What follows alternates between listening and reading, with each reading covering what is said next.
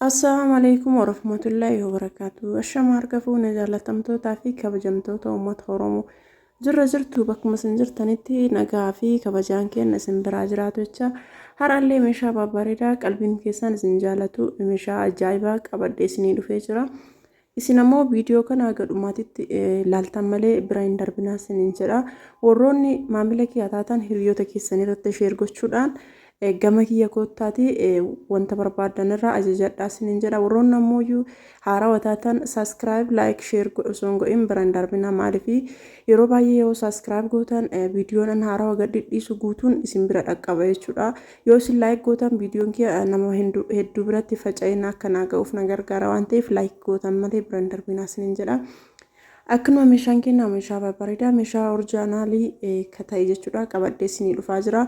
Warroonni ammoo meeshaa keessan ajajattanii meeshaan keessan isiniif hin bahin waluma duraa duubaan isiniif baha waan ta'eef obsaan eeggadhaa isiniin jedha. Meeshaan kun ka'ee nuti warri jettaniif meeshaan kun ka'aasiyaa hajjiiti.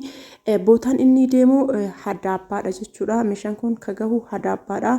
Hedduu bareeda jechuudha. Keessattuyyuu qalamin isaa baay'ee bareeda. Akkuma isin argaa jirtan kanatti babbareeda jechuudha.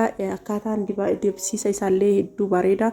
Warroonni ajajachuu barbaadan lakkoofsa bilbilaa kiyya duwwaa 972 duwwaa 25 irratti iimeeliin waasaappiilleen telegiraamiilleen kana lakkoofsa bilbilaa dabalataa ammoo duwwaa 9 33 64 44 64 kunillee iimoo fi waasaappiilleen telegiraamiilleen hojjeta daayirektiilleen kullachuu yoo hojjeta jechuudha.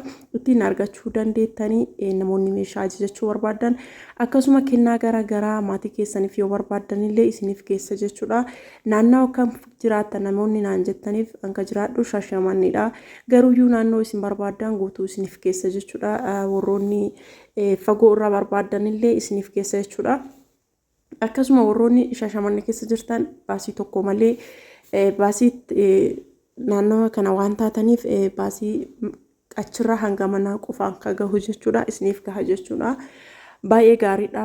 Carraa qabeeyyan jechuudha. Warroonni Shaashamannee kana jirtan baay'ee carraa qabdanii.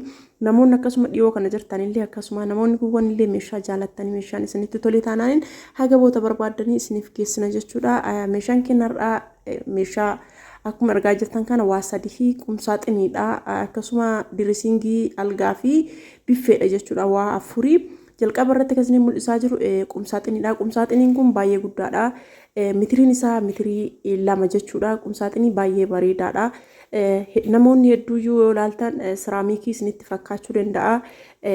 Immideeffiin akkasumatti faafrikaa irraa bahe jechuudha. Osoo qalamiin tokko hin dibamin faafrikaa irraa bahullee hin jira. Inni sun baay'ee guddiidha.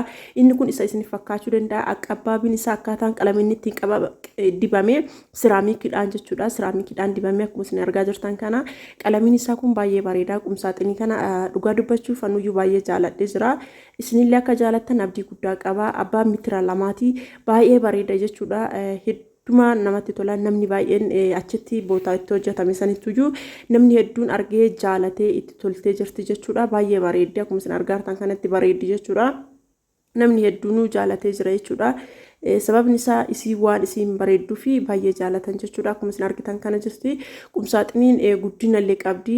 Akkasuma immoo gubbarraallee tadarraabii qabdi jechuudha. Akkuma argaa jirtanii gubbarrattillee tadarraabii qabdi. Tadarraabiin gubbarraa kun irraa gadi bu'ee yeroo boota maatii bira gahe irratti deebi'a jechuudha. Baay'ee bareedduudha. Akkasuma immoo qumatiin isii baay'ee dheeraadha.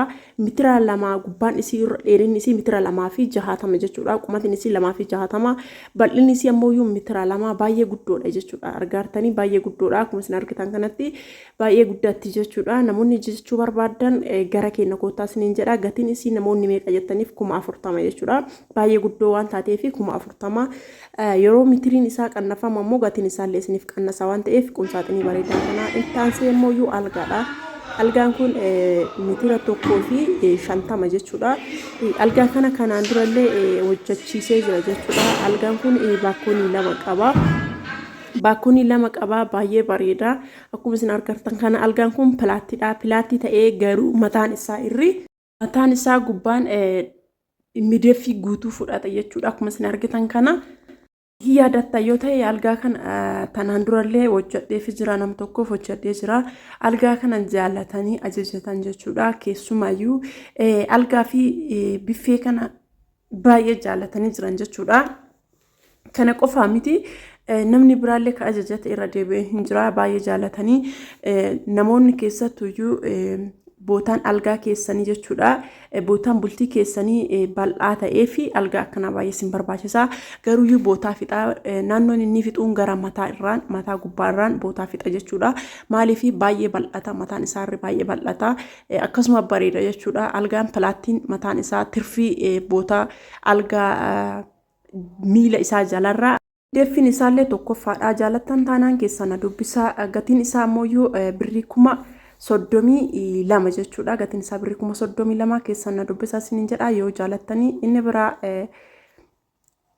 dirisingiidha dirisingiin tun dirisingii baay'ee bareedduuti algaadhaan maachiidha algaan maachi holgootii teebilii teessoo of jalaa qabdi teessoo xiqqishuu takka of jalaa qabdi dirisingii kanallee yaadattan taanaan dura kanumaan hojjadhee gadhiisee jira jechuudha baay'ee bareeddi dirisingiin kun baay'ee bareeddi namoonni jaalattan keessan dubbisuuf hin irraanfatinaa sinin jedha dirisingii tana baay'ee bareeddi dhugaa dubbachuuf anuyyuu baay'ee jaaladhee jira jechuudha baay'ee bareeddi maaliif jennaaniin baay'ee guddoollee miti komodiinoo sadi qabdi masaabaa sadi qabdi akkasuma ammoo bakkoon illee tokko qabdi ka qulfii qabu jechuudha baay'ee bareeddi guddaa akkasiisanillee miti xiqqoollee miti baay'ee bareeddi jechuudha immideeffi tokkoffaarraa hojjetamte teessoo xiqqishuu of biraa qabdi jechuudha teessoo xiqqishuu isii jala seentu of biraa qabdi jechuudha baay'ee bareeddi gatiin isii ammoo birrii 10,000 jechuudha anillee baay'ee jaaladhee jira namoonni biraallee yoo jaalattan keessan dubbisaa sinin jedha ittaansee ammoo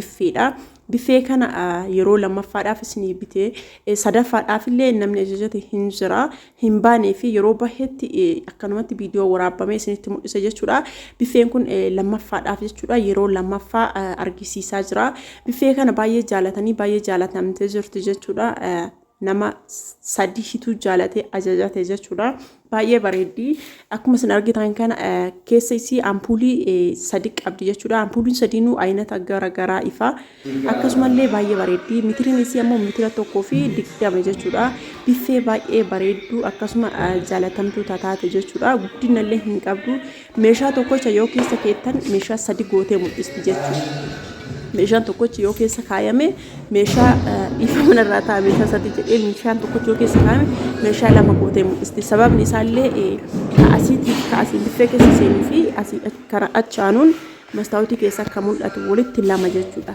fakkeenyaaf jookiin tokkochi jookii lama ta'e keessa mul'ata tokko biffee keessa mul'ata tokko dammoo mastaawutii keessatti mul'ata akkasitti ammoo meeshaan tokkochi meeshaa lama ta'e keessa mul'ata baay'ee bareeddi balbalti isii balbala sadii balballi sadiinuyyuu maabiraatii qaba ampuuliin gubbarraa gadhifu haga jalaatti ifa sababni isaa ammoo immideeffi jidduu keessaa hin qabdu gubbarra kaasee hanga jalaa mastaawutii wanta taateefi gatiin isii ammoo birrii 35,000 namoonni ajajachuu barbaadaniif akkana fakkaata meeshaan kennarraa baay'ee bareeda jaalattan taanaaniin na dubbisuuf hin irraanfatina lakkoofsa bilbilaa irra dhiweessini kenna duwwaa 972 duwwaa 25 1972 irratti heloo jettan gamanumaan nu argachuu dandeettanii jaalattan taanaan keessan na dubbisaa sinin jedha lakkoofsi kun duwwaa 933 64 44 64 irratti gamanumaan helootti nun jedhaa sinin jedha asumaan subscribe like share gochuu hin irraanfatina nagahaan horaa bulaa sin jaaladhaa geebanaa sinin jedha